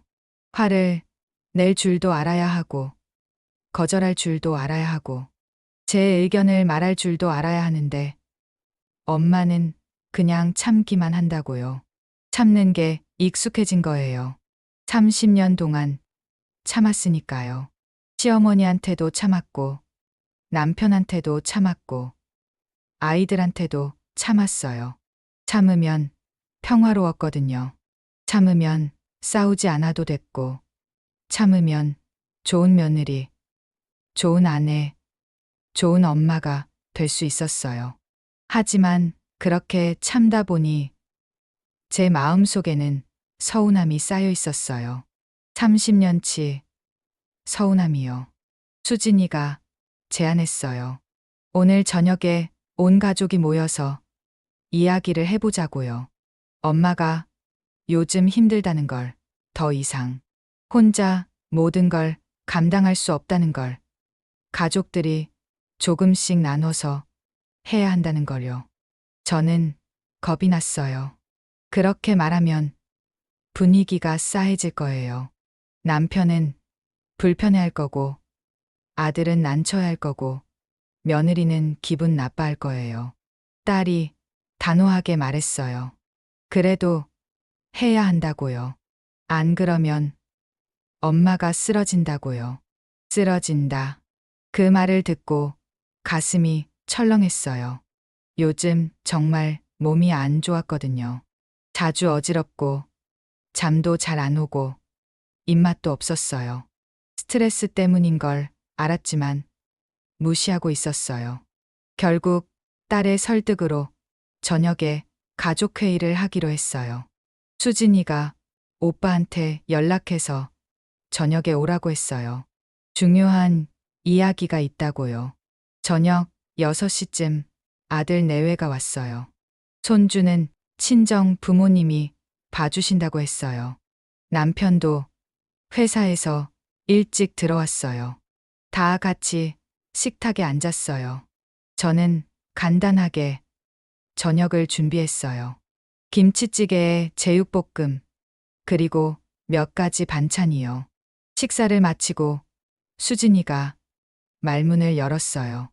엄마가 요즘 너무 힘들어 하신다고, 우리가 엄마한테 너무 의존하고 있는 건 아닌지 생각해 봐야 한다고요. 식탁이 조용해졌어요. 남편은 어리둥절한 표정이었고, 아들은 뭔가 찔린 듯한 표정이었고, 며느리는 불편한 표정이었어요. 딸이 구체적으로 말했어요. 명절 준비를 엄마 혼자 하는 것, 손주 봐달라고 할 때마다 당연하게 부탁하는 것, 엄마 의견은 무시하고 며느리 편만 드는 것, 하나하나 짚어가며 말했어요. 아들이 변명했어요. 자기는 그런 의도가 아니었다고. 엄마가 힘들면 말씀하시지 그랬냐고요. 딸이 반박했어요. 엄마가 말씀하셨어도 오빠는 안 들었을 거라고요. 엄마는 항상 괜찮다고 하시니까 우리가 당연하게 생각했다고요. 며느리가 조심스럽게 말했어요. 자기는 몰랐다고, 어머니가 불편하셨다면 미안하다고요. 하지만 그 말투에서 진심이 느껴지지 않았어요. 그냥 형식적인 사과 같았어요. 남편이 물었어요. 그래서 어떻게 하면 되냐고요. 뭘 도와주면 되냐고요. 딸이 대답했어요. 명절 준비는 가족 모두가 같이 하는 거고, 손주 봐달라고 할 때는 미리 물어보고, 엄마가 힘들면 다른 방법을 찾는 거고, 엄마 의견도 존중하는 거라고요. 남편이 고개를 끄덕였어요. 알겠다고, 앞으로 조심하겠다고 했어요. 하지만 그 말이 얼마나 진심인지 확신이 안 섰어요. 아들도 미안하다고 했어요. 엄마가 힘든 줄 몰랐다고, 앞으로 더 신경 쓰겠다고요. 며느리는 아무 말 없이 고개만 끄덕였어요. 가족회의는 그렇게 끝났어요. 다들 알겠다고 했고, 미안하다고 했고, 앞으로 잘하겠다고 했어요. 하지만 저는 마음이 편하지 않았어요. 정말로 변할까요? 아니면 며칠 지나면 또 원래대로 돌아갈까요? 아들 내외가 돌아가고 남편이 말했어요. 수진이가 좀 오버한 것 같다고. 내가 그렇게 힘들어 보이지 않는데 왜 저렇게 난리냐고요. 그 말에 가슴이 아팠어요. 역시 남편은 제 마음을 모르는 거예요. 아니, 알려고 하지 않는 거예요. 그날 밤 딸이 전화했어요. 엄마, 괜찮으시냐고, 오늘 너무 무리한 거 아니냐고요. 저는 괜찮다고 했어요. 하지만 정말로는 괜찮지 않았어요. 가족들 앞에서 제 힘든 마음을 털어놓았는데 아무도 진심으로 이해해주지 않는 것 같았거든요. 딸이 말했어요. 일단 시작이니까 좋은 거라고. 앞으로 조금씩 나아질 거라고요. 정말 그럴까요? 저는 확신이 없었어요. 2주가 지났어요. 가족회의 이후로 달라진 게 있을까요? 글쎄요. 잘 모르겠어요. 남편은 여전히 거실에서 TV를 봤고, 아들은 여전히 바빴고, 며느리는 여전히 차가웠어요. 딸만이 가끔 전화해서 괜찮으시냐고 물었어요. 크게 달라진 건 없었어요. 다만 제 마음이 조금 무거워진 것 같았어요. 기대했던 게 아닐까요? 가족들이 달라지기를, 제 마음을 이해해 주기를 바랐던 건 아닐까요? 하지만 사람은 쉽게 안 변하더라고요. 특히 30년 동안 익숙했던 관계는 더더욱요. 그러던 어느 날 제 생일이 다가왔어요. 환갑이에요. 60세가 되는 해였죠. 예전 같으면 환갑잔치를 크게 했을 거예요. 하지만 요즘은 그렇게까지 안 한다고 해서 그냥 가족끼리 조촐하게 모이기로 했어요. 생일 일주일 전부터 저는 조금 들떠 있었어요. 환갑이잖아요. 인생에서 한 번뿐인 날이에요. 가족들이 뭔가 준비해주지 않을까 기대했어요. 딸 수진이가 전화해서 물었어요. 환갑 선물로 뭐 받고 싶으시냐고요. 저는 아무거나 좋다고 했어요. 가족들이 모여서 밥 한 끼 같이 먹는 것만으로도 충분하다고요. 하지만 속으로는 기대하고 있었어요. 케이크도 있고 작은 파티 같은 것도 있고 가족들이 제게 고맙다는 말도 해주고 그런 걸 상상했어요. 생일 당일이 왔어요. 토요일이었어요. 아침에 일어나서 거울을 봤어요. 60세가 된 제 얼굴이 거기 있었어요. 주름이 많아졌고 흰머리도 늘었고 눈가도 처졌어요. 언제 이렇게 늙었을까 싶었어요. 남편이 거실에서 신문을 보고 있었어요. 제가 부엌으로 가니까 남편이 말했어요. 생일 축하한다고요. 짧은 한마디였어요. 저는 고맙다고 했어요. 그리고 물었어요. 오늘 아이들 다 온다고 했냐고요. 남편은 그런 것 같다고 했어요. 확실하지 않은 대답이었어요. 점심때쯤 딸 수진이가 먼저 왔어요. 꽃다발을 들고 왔더라고요. 제가 좋아하는 장미였어요. 딸이 저를 꼭 안아주며 생일 축하한다고 했어요. 그 순간 눈물이 말 뻔했어요. 수진이가 작은 선물 상자도 줬어요. 열어보니 예쁜 스카프가 들어있었어요. 엄마한테 잘 어울릴 것 같다고 했어요. 오후 2시쯤 아들한테서 전화가 왔어요. 지연이가 갑자기 몸이 안 좋다고 병원에 가봐야 할 것 같다고 했어요. 그래서 조금 늦게 갈 것 같다고요. 괜찮다고 했어요. 며느리 몸이 안 좋으면 어쩔 수 없죠. 임신 중이니까 더 조심해야 하고요. 3시가 됐어요. 4시가 됐어요. 아들한테서 연락이 없었어요. 수진이가 오빠한테 전화했어요. 언제 오냐고 물었어요. 그런데 아들 목소리가 좀 이상했나 봐요. 딸이 전화를 끊고 저한테 말했어요. 오빠가 곧 온대요. 5시쯤 되어서야 아들 내외가 도착했어요. 손주 준이도 데리고 왔어요. 문을 열고 들어오는데 며느리 얼굴이 피곤해 보였어요. 아들은 미안하다는 표정이었고요. 딸이 물었어요. 병원은 갔다 왔냐고요. 아들이 고개를 끄덕였어요. 별일 아니래요. 다 같이 거실에 모였어요. 환갑을 맞은 저를 중심으로 가족들이 둘러앉았어요. 그런데 분위기가 이상했어요. 뭔가 준비된 게 없어 보였어요. 케이크도 없었고, 특별한 음식도 없었고, 그냥 평범한 토요일 오후 같았어요. 수진이가 오빠를 째려봤어요. 그리고 물었어요. 케이크는 어디 있냐고요. 아들이 당황하며 대답했어요. 지연이가 몸이 안 좋아서 준비를 못했다고요. 미안하다고요. 며느리가 끼어들었어요. 자기가 주문했었는데 취소하는 걸 깜빡했다고요. 병원 가느라 정신이 없었다고요. 딸이 화를 냈어요. 엄마 환갑인데 어떻게 케이크도 없을 수 있냐고요. 그렇게 중요한 날인데요. 저는 괜찮다고 말했어요. 케이크 없어도 괜찮다고, 가족들이 모인 것만으로도 좋다고요. 하지만 속으로는 서운했어요. 그때 며느리가 말했어요.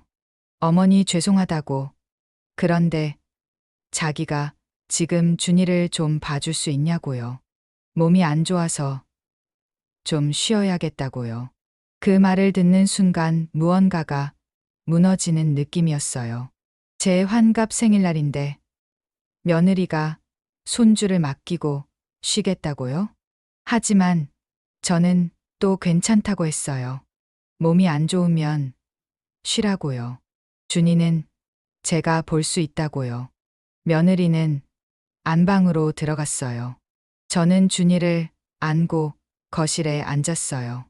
제 환갑 생일날 저는 손주를 돌보고 있었어요. 남편은 아무 말도 안 했어요. 그냥 TV를 봤어요. 아들은 미안하다는 표정으로 앉아 있었고요. 딸만 화가 나서 부엌으로 갔어요. 그리고 냉장고를 뒤져서 뭔가를 만들기 시작했어요. 준이가 보채기 시작했어요. 졸린가 봐요.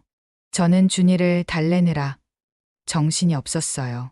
환갑을 맞은 주인공이 손주를 달래고 있었어요. 1시간쯤 지나서 수진이가 케이크를 들고 나왔어요. 근처 빵집에서 급하게 사온 거였어요. 작은 케이크였지만 그래도 촛불이 있었어요. 딸이 촛불을 켰어요. 그리고 생일 축하 노래를 불렀어요. 혼자서요. 남편과 아들은 따라 부르기는 했지만 힘이 없었어요. 며느리는 방에서 나오지도 않았어요. 촛불을 끄면서 소원을 빌었어요. 무슨 소원을 빌었을까요? 가족의 건강, 행복? 아니요. 그냥 제가 사라졌으면 좋겠다는 생각이 들었어요. 케이크를 자르는데 눈물이 났어요. 억지로 참았지만 눈물이 흘러내렸어요. 딸이 제 손을 잡았어요. 그리고 작은 목소리로 말했어요. 엄마, 미안하다고. 이렇게 될 줄 몰랐다고요. 저는 고개를 저었어요. 괜찮다고. 딸 덕분에 케이크라도 먹는다고요. 하지만 괜찮지 않았어요. 60년 인생에서 가장 중요한 날인데 이렇게 초라할 줄 몰랐어요. 저녁 6시쯤 며느리가 방에서 나왔어요. 좀 나아졌나 봐요. 그리고 말했어요. 준이를 데리고 집에 가봐야겠다고요. 벌써요? 케이크도 겨우 먹었는데 벌써 간다고요? 아들이 저를 보며 미안하다는 표정을 지었어요. 지연이가 집에서 쉬어야 할 것 같다고요. 저는 또 괜찮다고 했어요.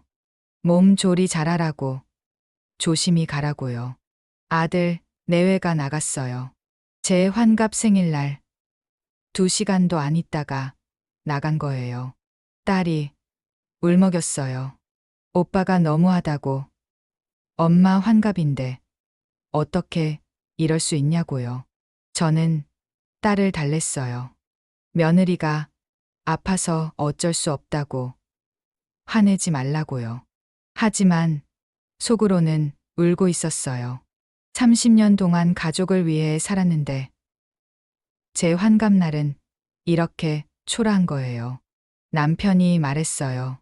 며느리가 임신 중이니까 이해해야 한다고. 다음에 다시 모이면 된다고요. 다음에요? 환갑은 한 번뿐인데 다음이 어디 있어요? 저는 아무 말도 안 했어요. 말해봤자 이해받지 못할 거니까요. 딸이 저녁을 차려줬어요. 냉장고에 있는 반찬들로 간단하게요. 셋이서 조용히 밥을 먹었어요. 수진이가 계속 미안하다고 했어요. 엄마, 환갑을 이렇게 보내게 해서 미안하다고요. 저는 괜찮다고 했어요. 하지만 정말로는 괜찮지 않았어요. 식사를 마치고 딸도 집에 갔어요. 내일 약속이 있다고 했어요. 가기 싫어하는 게 보였지만 저는 가라고 했어요. 남편과 단둘이 남았어요. 남편은 소파에 앉아서 TV를 봤어요. 저는 부엌에서 설거지를 했어요. 접시를 닦으면서 눈물이 났어요. 소리 내지 않으려고 입을 꽉 다물었어요. 눈물이 접시 위로 떨어졌어요. 60년을 살았어요. 그중 30년을 이 가족을 위해 살았어요. 시부모님 모시고 남편 뒷바라지하고 아이들 키우고 며느리 눈치 보고 그렇게 살았어요. 그런데 제 환갑 생일은 이렇게 초라한 거예요. 케이크도 며느리가 준비한 게 아니라 딸이 급하게 사온 거고 가족들은 2시간도 안 있다가 갔고 남편은 며느리 편을 들고 이게 제가 받을 대우인가요? 30년 헌신한 대가가 이건가요? 설거지를 끝내고 거실로 나갔어요. 남편이 말했어요. 일찍 자라고요. 피곤할 거라고요. 피곤한 게 아니에요. 마음이 아픈 거예요. 하지만 그 말은 하지 않았어요. 침실로 들어가서 침대에 누웠어요. 천장을 봤어요. 눈물이 계속 흘렀어요. 핸드폰을 봤어요. 딸한테서 문자가 와 있었어요. 엄마 정말 미안하다고, 오빠한테 화가 난다고, 엄마 생각하면 가슴이 아프다고요. 딸의 문자를 읽으며 울었어요. 최소한 딸은 제 마음을 아는 것 같아서 고마웠어요. 하지만 동시에 생각했어요. 왜 딸만 알아줄까? 왜 남편은 모를까? 왜 아들은 모를까? 그날 밤 잠이 안 왔어요. 계속 눈물만 났어요. 제 인생이 뭐였을까 생각했어요. 가족을 위해 산 30년이 뭐였을까요? 누가 한 번이라도 고맙다고 했나요? 누가 한 번이라도 제 마음을 물어봤나요? 다들 당연하게 생각했어요. 엄마니까, 아내니까, 시어머니니까. 당연히 희생해야 한다고 생각했어요. 하지만 저도 사람이에요. 저도 아프고, 저도 서운하고, 저도 인정받고 싶어요. 환갑이라는 중요한 날도 이렇게 무시당하는데, 앞으로 제 인생은 어떻게 될까요? 그 생각을 하니 두려웠어요. 이대로 살다가 죽는 건가 싶었어요. 새벽 3시쯤 되어서야 잠이 들었어요. 꿈을 꿨는데 제가 혼자 넓은 들판에 서 있는 꿈이었어요. 주변에는 아무도 없었어요. 꿈속에서도 외로웠어요. 아침에 일어났을 때 눈이 퉁퉁 부어 있었어요. 거울을 보니 60세 할머니가 아니라 80세 할머니 같았어요. 남편은 먼저 일어나서 거실에 있었어요. 저는 부엌으로 가서 아침을 준비했어요. 평범한 일요일 아침이었어요. 하지만 제 마음은 평범하지 않았어요. 뭔가 깨진 것 같았어요. 가족에 대한 기대 같은 게요. 환갑 생일 이후로 일주일이 지났어요. 겉으로는 평범한 일상이었어요. 아침에 일어나서 남편 아침 차려주고, 집안 청소하고, 빨래하고, 30년 동안 해온 것들이었죠. 하지만 뭔가 달라졌어요.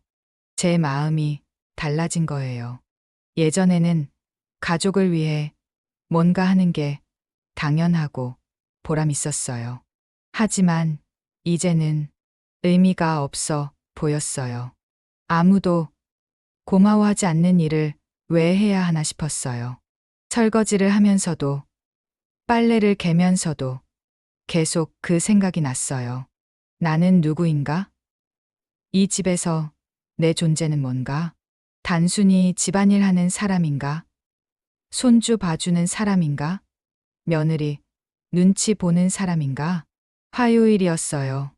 아들한테서 전화가 왔어요. 내일 준이 좀 봐줄 수 있냐고 했어요. 지연이가 회사 중요한 미팅이 있는데 어린이집 선생님이 아프셔서 쉰대요. 예전 같으면 당연히 그러겠다고 했을 거예요. 하지만 이번에는 망설여졌어요. 내일은 제가 병원 가는 날이었거든요. 요즘 손이 저리고 어깨가 아파서 정형외과 예약을 해뒀어요. 한 달 전에 잡은 예약이었어요. 아들한테 말했어요. 내일 병원 가야 한다고요. 아들이 물었어요. 급한 거냐고요. 저는 급한 건 아니라고 했어요. 그냥 정기 검진 같은 거라고요. 그랬더니 아들이 말했어요. 그럼 다음에 가면 안 되냐고요. 지연이 미팅이 정말 중요하대요. 그 순간 화가 났어요. 제 병원은 중요하지 않고 며느리 미팅이 중요하다는 거예요? 제 건강은 나중으로 미뤄도 되는 거예요? 하지만 화를 내지 못했어요. 대신 조용히 말했어요. 알겠다고, 병원은 다음에 가겠다고요. 전화를 끊고 나니 자괴감이 들었어요. 왜 저는 항상 제 일을 미루는 걸까요? 왜 제가 양보해야 하는 걸까요? 병원에 전화해서 예약을 취소했어요. 다음 예약은 한 달 후래요. 그때까지 아픈 걸 참아야 해요. 다음 날 아들이 준이를 데려왔어요. 아침 8시였어요. 지연이가 일찍 출근해야 한대요. 준이는 제게 오자마자 물었어요. 할머니 어제 생일이었는데 왜 케이크 없었냐고요. 친구 생일에는 큰 케이크 있었는데 할머니는 작은 거였다고요. 아이의 순수한 질문에 대답할 말이 없었어요. 그래, 할머니 생일은 중요하지 않으니까 작은 케이크였다고 말할 수는 없잖아요. 그냥 할머니는 작은 케이크가 좋다고 둘러댔어요. 준이는 알겠다며 놀기 시작했어요. 준이를 돌보는 게 예전만큼 즐겁지 않았어요. 오히려 힘들었어요. 어깨는 아프고 손은 저리고 몸이 무거웠어요. 점심을 먹이고 재우고 간식을 주고 하루 종일 손주를 돌봤어요. 지연이가 저녁 7시에 데리러 왔어요. 며느리는 피곤한 표징이었어요. 그리고 말했어요. 미팅이 길어져서 늦었다고. 어머니 덕분에 잘 끝났다고요. 고맙다는 말은 없었어요. 그냥 덕분에 잘 끝났다는 말만 있었어요. 며느리가 나가고 저는 소파에 주저앉았어요. 온몸이 아팠어요. 특히 어깨가 너무 아파서 팔을 들 수가 없었어요. 남편이 퇴근해서 들어왔어요. 저녁 준비가 안 되어 있는 걸 보고 물었어요. 저녁은 어떻게 하냐고요. 저는 대답했어요. 오늘 준이 돌보느라 준비를 못했다고 배달시켜 먹자고요. 남편이 한숨을 쉬었어요. 그리고 말했어요. 알았다고 배달시켜 먹자고요. 하지만 그 한숨이 저를 아프게 했어요. 제가 귀찮아서 안 한 게 아니에요. 몸이 아파서 못한 거예요. 하지만 남편은 그걸 이해하지 못했어요.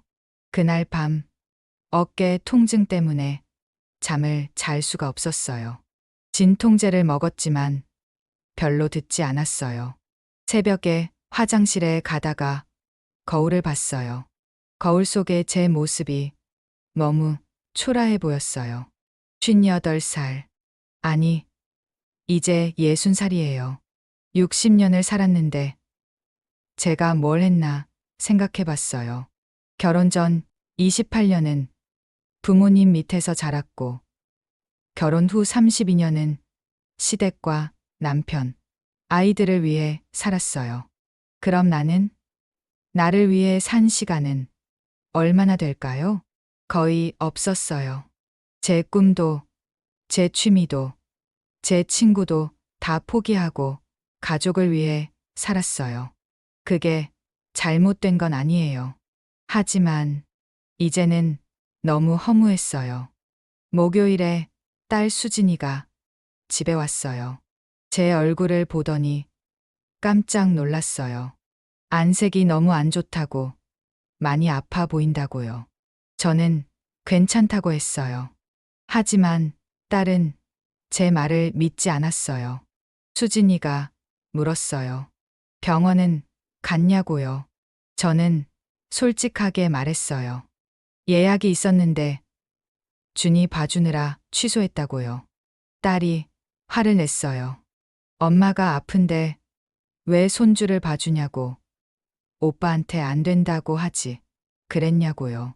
저는 대답할 말이 없었어요. 왜 안 된다고 못했을까요? 왜 제 건강보다 며느리 일정이 중요했을까요? 딸이 당장 병원 예약을 다시 잡으라고 했어요. 그리고 다음부터는 절대로 엄마 일정을 미루지 말라고요. 저는 고개를 끄덕였어요. 하지만 실천할 수 있을지 모르겠었어요. 평생 다른 사람을 우선순위에 두고 살았는데 갑자기 저를 우선순위에 둘 수 있을까요? 수진이가 말했어요. 엄마는 왜 자꾸 자기 자신을 희생하냐고. 엄마도 소중한 사람이라고요. 그 말을 듣는 순간 눈물이 났어요. 제가 소중한 사람이라는 걸 까먹고 살았던 것 같아요. 딸이 저를 안아줬어요. 그리고 속삭였어요. 엄마, 이제 엄마를 위해 사세요. 가족은 알아서 해요. 정말 그럴 수 있을까요? 제가 없으면 이 집이 굴러갈까요? 하지만 동시에 생각했어요. 제가 없어도 굴러갈지도 몰라요. 다들 어른이니까요. 금요일 아침이었어요. 남편이 출근하기 전에 말했어요. 내일 아들, 가족이 온대요. 저녁 준비 좀 해달래요. 저는 피곤했어요. 요즘 매일 피곤했어요. 하지만 거절하지 못했어요. 토요일에 장을 보러 갔어요. 아들, 가족이 좋아하는 재료들을 샀어요. 장바구니가 무거웠지만 참았어요. 집에 와서 요리를 시작했어요. 갈비찜, 잡채, 전. 정성스럽게 만들었어요. 오후 6시쯤 아들, 가족이 도착했어요. 손주 준이가 저를 보고 달려왔어요. 그래도 준이는 저를 좋아해 주네요. 식탁에 음식을 차려놨어요. 제가 몇 시간 동안 만든 음식들이었어요. 며느리가 한 입 먹더니 말했어요. 어머니, 요즘 건강식이 대세인데 이렇게 기름진 음식은 좀 그렇다고요. 준이 건강에도 안 좋다고요. 그 말에 가슴이 철렁했어요. 제가 정성스럽게 만든 음식을 그렇게 평가하다니요. 아들이 며느리를 말렸어요. 하지만 며느리는 계속 말했어요. 요즘은 다들 채식 위주로 먹는다고. 고기를 이렇게 많이 먹으면 안 된다고요. 저는 아무 말도 하지 못했어요. 변명하고 싶었지만 입이 떨어지지 않았어요. 남편이 말했어요. 지연이 말도 일리가 있다고. 앞으로는 음식을 조금 더 가볍게 해보자고요. 또 며느리 편이었어요. 제가 몇 시간 동안 고생해서 만든 음식인데 남편은 며느리 편을 들었어요. 식사가 끝나고 아들, 가족이 돌아갔어요. 설거지를 하면서 눈물이 났어요. 제가 뭘 잘못했나요? 그저 가족들에게 맛있는 음식을 해주고 싶었을 뿐인데요. 그날 밤 침대에 누워서 생각했어요. 저는 이 집에서 뭔가요? 요리하는 기계, 손주 돌보는 사람, 며느리, 비위 맞추는 사람? 나는 누구인가? 박영숙이라는 사람은 누구인가? 60년을 살았지만 그 질문에 답할 수가 없었어요. 남편, 박철수의 아내? 박민준의 엄마? 김준희의 할머니? 그럼 박영숙이라는 한 사람은 어디에 있나요? 찾을 수가 없었어요. 일요일 아침 거울을 보며 결심했어요. 나를 찾아야겠다고요. 60년 동안 잃어버린 나를 찾아야겠다고요. 하지만 어떻게 찾아야 할지 몰랐어요. 어디서부터 시작해야 할지도요. 딸 수진이가 말했던 게 생각났어요. 문화센터 가보라고, 친구들 만나보라고, 나를 위한 시간을 가지라고요. 그럴 수 있을까요? 평생 다른 사람을 위해 살았는데, 이제 와서 나를 위해 살 수 있을까요? 확신은 없었어요. 하지만 시도는 해봐야겠다고 생각했어요. 안 그러면 이대로 죽을 때까지 남의 인생만 살다가 가는 거니까요. 월요일 아침 남편이 출근하고 혼자 남았을 때 생각했어요. 오늘 하루는 아무것도 하지 말아볼까? 집안일도 요리도 청소도 하지 말고 그냥 쉬어볼까? 하지만 몸이 알아서 움직였어요. 설거지를 하고 빨래를 돌리고 청소기를 돌렸어요. 30년 동안의 습관이었어요. 멈출 수가 없었어요. 점심때가 되어서야 소파에 앉았어요. 그리고 생각했어요. 나는 누구인가? 나는 무엇을 원하는가? 나는 어떻게 살고 싶은가? 답을 찾을 수 없었어요. 하지만 한 가지는 확실했어요. 이대로는 안 되겠다는 거요. 뭔가 변해야 해요. 제가 변해야 해요. 화요일 오전이었어요. 딸 수진이가 보내준 문자를 보고 있었어요. 근처 문화센터에서 하는 요가 수업 정보였어요. 수강 신청을 해보라고 했어요. 저는 망설였어요. 정말로 제가 그런 걸 할 수 있을까? 30년 동안 집에만 있었는데 갑자기 밖으로 나간다는 게 두려웠어요. 하지만 딸의 말이 맞았어요. 뭐라도 시작해야 해요. 안 그러면 평생 이렇게 살 거예요. 용기를 내어 문화센터에 전화했어요. 다음 주 월요일부터 시작하는 수업에 등록할 수 있다고 했어요. 떨리는 손으로 신청을 했어요. 그날 저녁 남편한테 말했어요. 다음 주부터 문화센터에서 요가 수업을 듣는다고요. 남편이 의아한 표정으로 물었어요. 갑자기 왜 요가냐고요. 저는 대답했어요.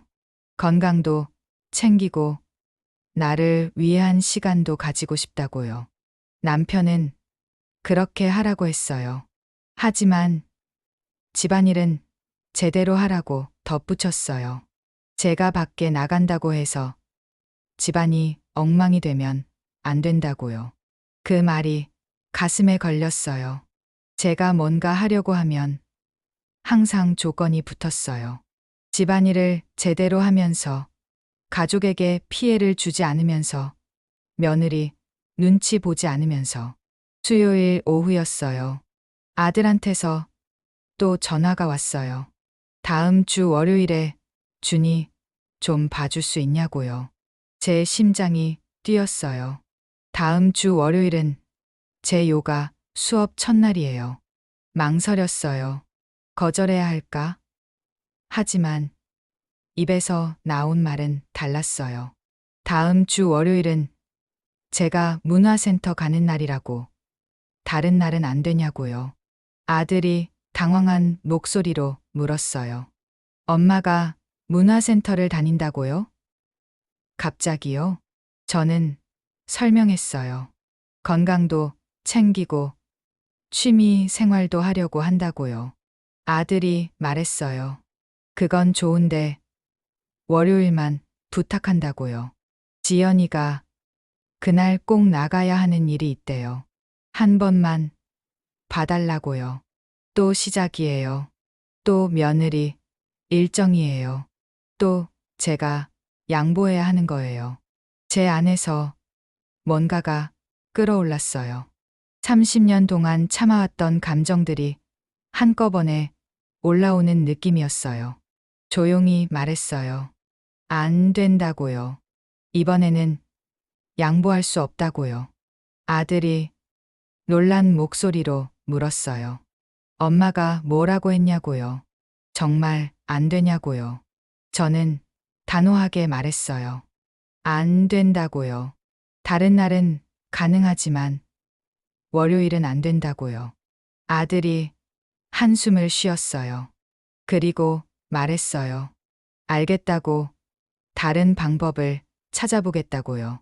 하지만 그 목소리에는 서운함이 묻어 있었어요. 전화를 끊고 나니 손이 떨렸어요. 제가 아들의 부탁을 거절한 거예요. 평생 처음으로요. 죄책감이 밀려왔어요. 내가 너무한 걸까? 손주인데 한 번쯤 봐주는 게 맞지 않나? 하지만 동시에 이런 생각도 들었어요. 아니야.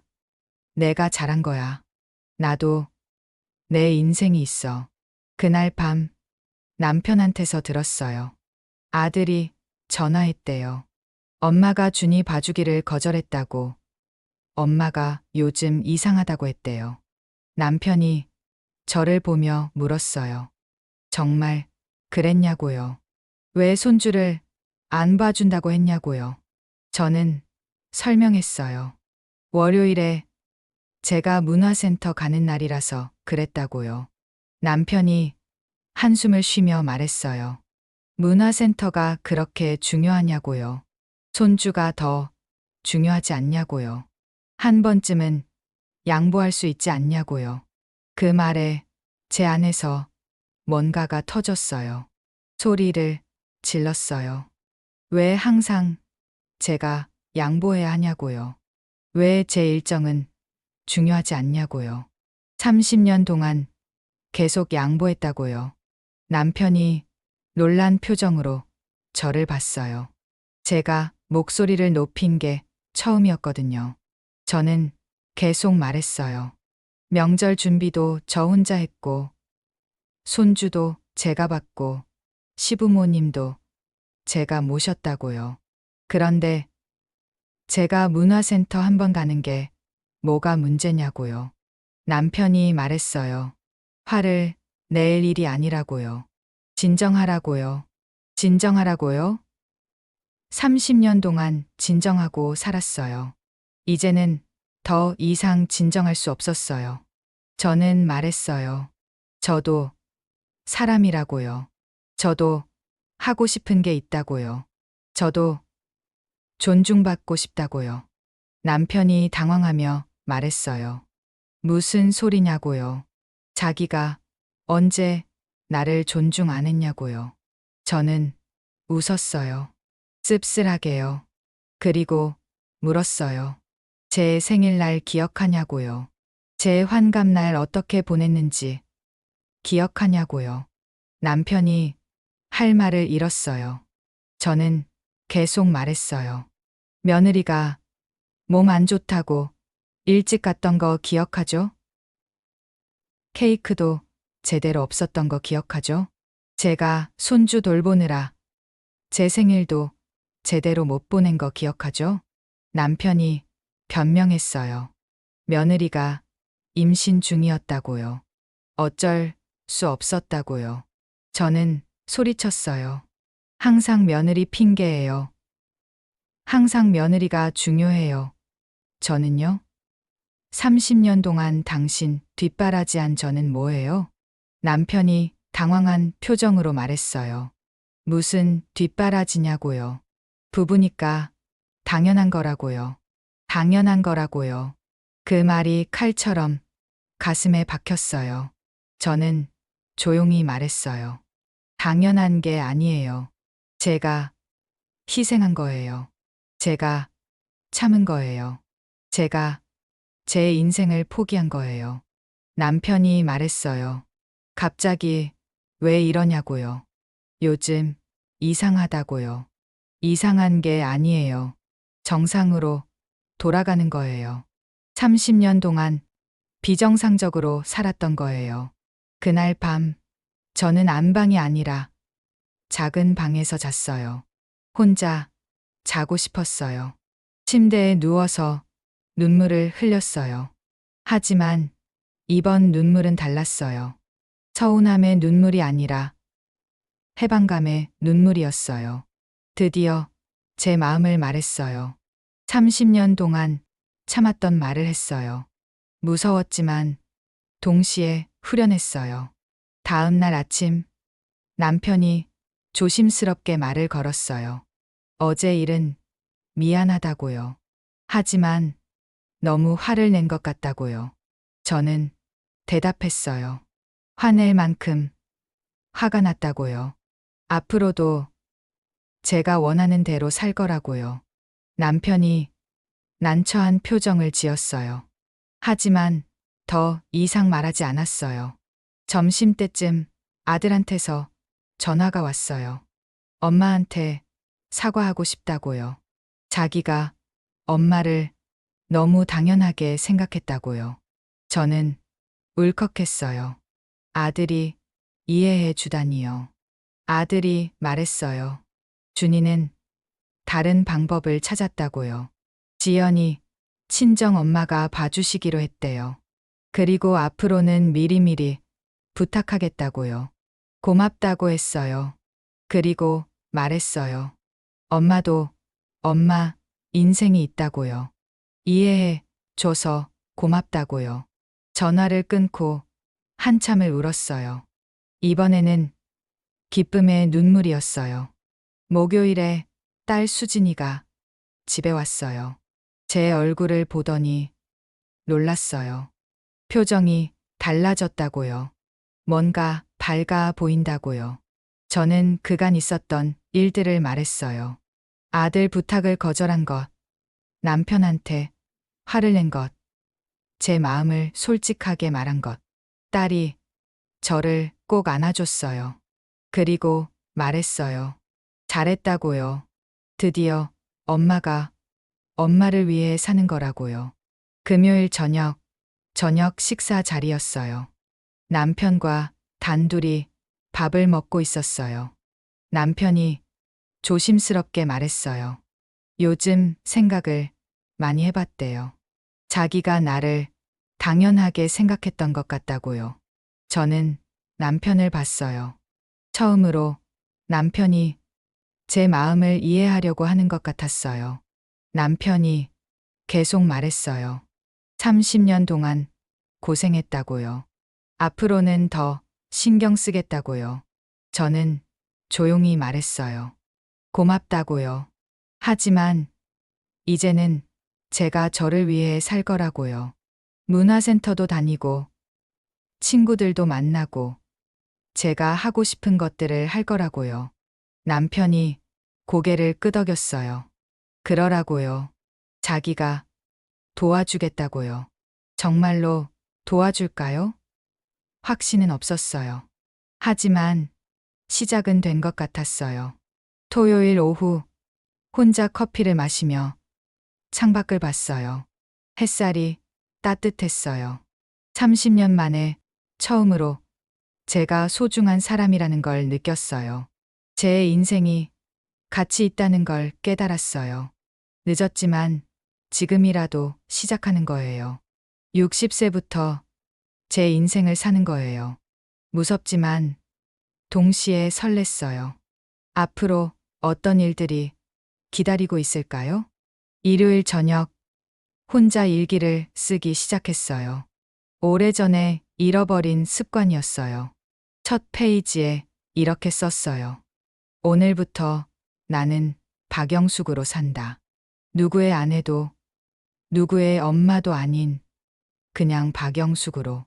60년 만에 처음으로 제 이름으로 사는 거예요. 월요일 아침이었어요. 문화센터 요가 수업 첫날이에요. 일찍 일어나서 준비했어요. 운동복을 입고 가벼운 화장을 했어요. 거울을 보니 낯선 제 모습이 보였어요. 하지만 나쁘지 않았어요. 남편이 출근하기 전에 말했어요. 잘 다녀오라고요. 그리고 덧붙였어요. 점심은 알아서 먹겠다고요. 작은 변화였지만 의미가 컸어요. 남편이 처음으로 자기 일을 자기가 하겠다고 한 거예요. 문화센터에 도착했을 때 떨렸어요. 30년 만에 이런 곳에 와보는 거였거든요. 수업실 문을 열고 들어가니 비슷한 나이대의 여성들이 있었어요. 강사님이 반갑게 맞아줬어요. 그리고 소개를 시켰어요. 저는 떨리는 목소리로 말했어요.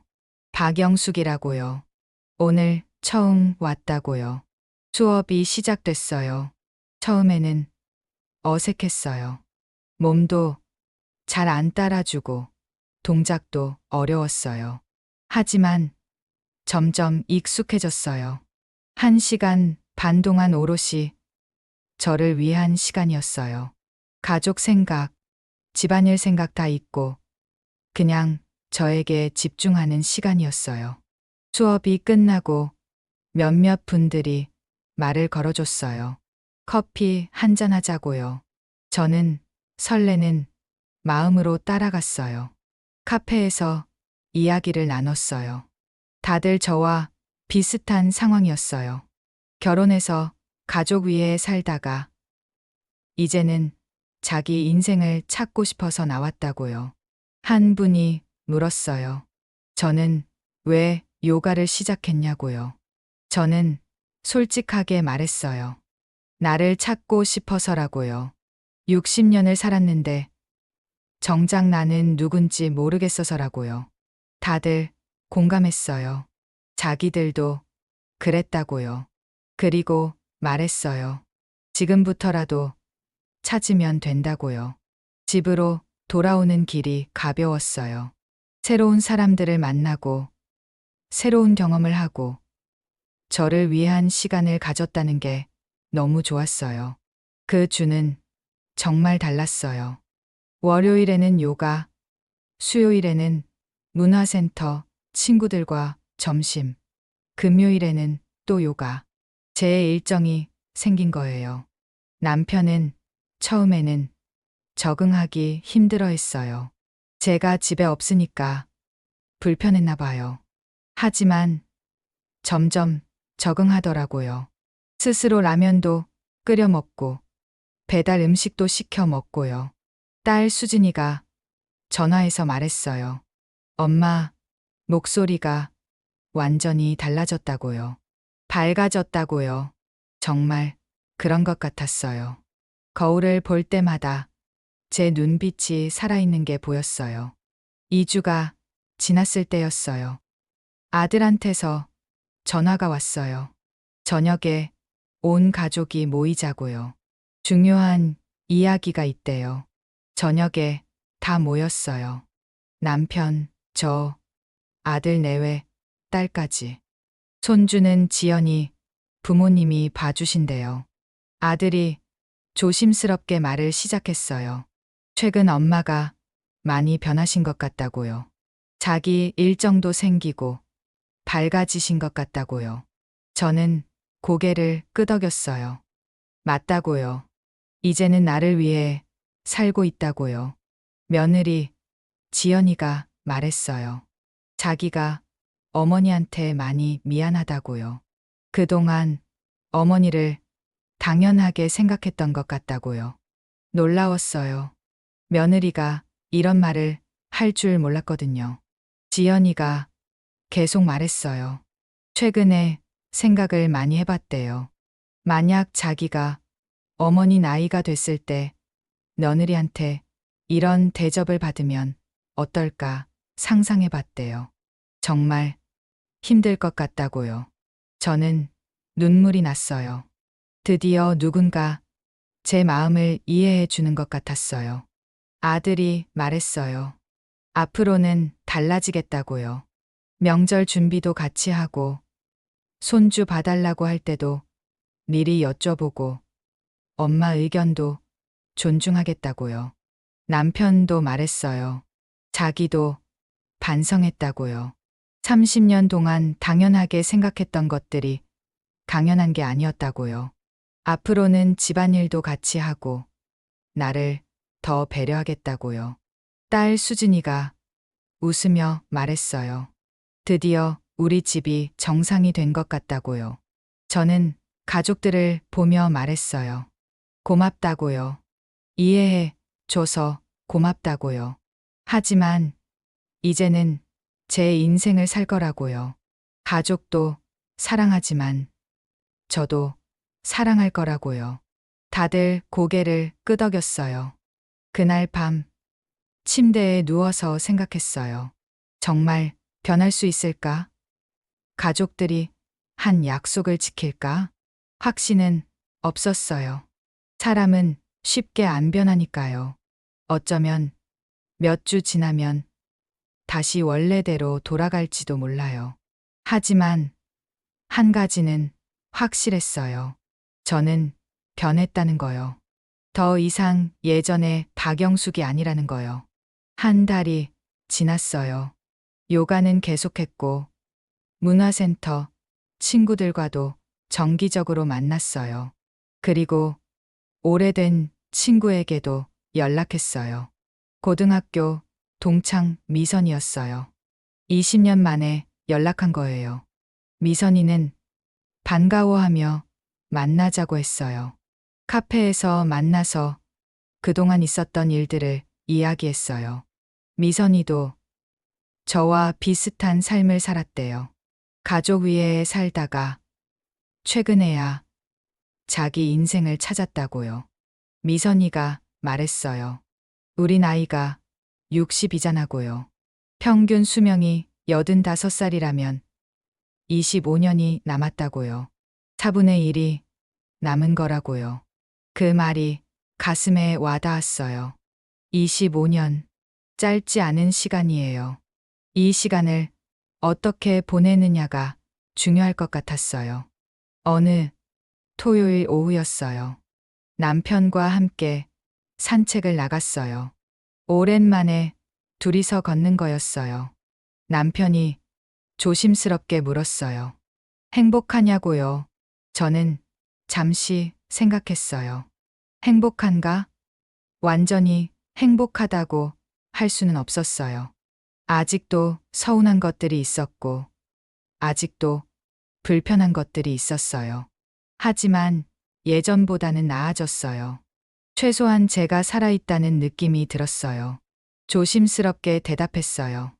예전보다는 낫다고요. 아직 완전히 행복하다고는 할 수 없지만 나아지고 있다고요. 남편이 물었어요. 뭐가 더 필요하냐고요. 자기가 뭘 더 하면 되냐고요. 저는 말했어요. 시간이 필요하다고요. 30년 동안 쌓인 게 한두 달 만에 풀릴 수는 없다고요. 남편이 알겠다고 했어요. 기다리겠다고요. 그날 밤 혼자 일기를 썼어요. 오늘로 제 새로운 인생을 시작한 지 2달째예요. 완벽하지는 않아요. 가끔은 예전처럼 가족을 위해 희생하고 싶은 마음도 들고, 가끔은 며느리 눈치가 보이기도 해요. 하지만 분명한 건 저는 변했어요. 더 이상 모든 것을 참지 않아요. 제 의견을 말하고, 제 일정을 지키고, 저를 우선순위에 놓으려고 노력해요. 가족들도 조금씩 변하고 있어요. 완벽하지는 않지만 노력하는 게 보여요. 이제 저는 선택의 기로에 서 있어요. 계속 이 집에서 살면서 가족과의 관계를 천천히 회복할 것인가? 아니면 더 극단적인 선택을 할 것인가? 어느 월요일 아침이었어요. 요가 수업을 마치고 집으로 돌아오는 길이었어요. 문득 생각했어요. 제가 정말 원하는 게 뭘까? 가족과 함께 있고 싶은가? 아니면 혼자 살고 싶은가? 답은 아직 모르겠어요. 가족을 사랑하는 건 맞아요. 남편도, 아들도, 며느리도, 손주도, 딸도 다 사랑해요. 하지만 동시에 저도 사랑하고 싶어요. 박영숙이라는 사람을요. 집 앞에 도착했어요. 현관문 앞에 서서 망설였어요. 들어갈까? 아니면 돌아설까? 안으로 들어가면 익숙한 일상이 기다리고 있어요. 남편이 있고, 집안일이 있고, 가족이 있어요. 하지만 돌아서면 뭐가 있을까요? 자유, 외로움, 새로운 시작. 손을 들어 문손잡이를 잡았어요. 하지만 돌리지는 않았어요. 제 마음속에서 2개의 목소리가 들렸어요. 하나는 말해요. 들어가라고요. 가족이 기다리고 있다고요. 30년을 함께 산 인연이라고요. 조금씩 나아지고 있다고요. 다른 하나는 말해요. 돌아서라고요. 진짜 자유를 찾으라고요. 60년 동안 남을 위해 살았으니 이제는 나를 위해 살라고요. 어떤 선택이 옳은 걸까요? 어떤 선택이 후회하지 않을 선택일까요? 저는 아직 모르겠어요. 다만 한 가지 확실한 건 이제는 제가 선택한다는 거예요. 누가 시켜서도 아니고 누구 때문에도 아니고 제가 원해서 선택하는 거예요. 문손잡이를 잡은 손에 힘을 주었어요. 돌릴까? 말까? 들어갈까? 돌아설까? 함께할까? 떠날까? 용서할까? 새로 시작할까? 햇살이 따뜻했어요. 바람이 불었어요. 저는 깊게 숨을 쉬었어요. 그리고